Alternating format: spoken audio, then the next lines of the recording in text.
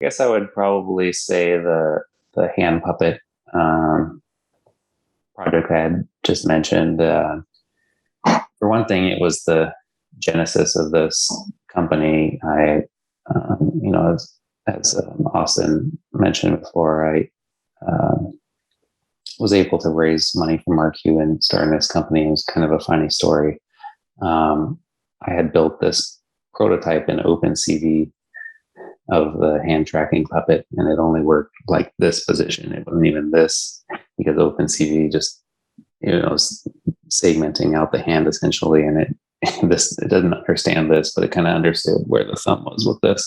So it was really only this position, the hand puppet. And I had built this prototype over a couple of months, and as some further background, I was between jobs at the point, so I had just left my last company, and I had a kid, and so I kind of taken a year off from doing any kind of real job, and I was, a little bit at the point where, okay, I need to pay for my new kid and mortgage and all these other adult responsibilities. So it was either I was on the verge, I was applying to several jobs at the same time I was building this thing. And, I had released a video of it on like Reddit and YouTube, and nobody picked it up, and nobody, emailed it to a few people, and people were like, eh.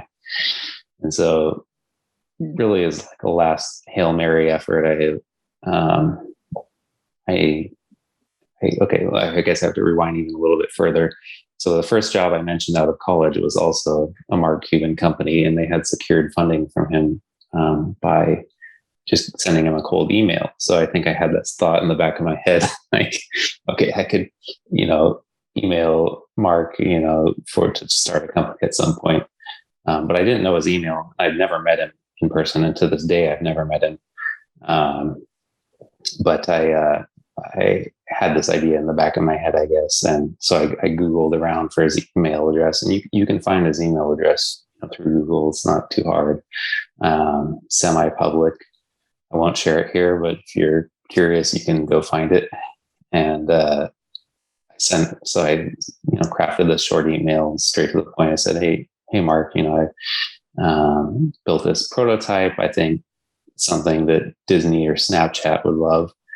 And, I didn't even ask him for an investment or anything like that. I just said, like, let me know what you think. And I got this reply. It was the one line that said, it said, what do I get and what do you want? And then it just said -M.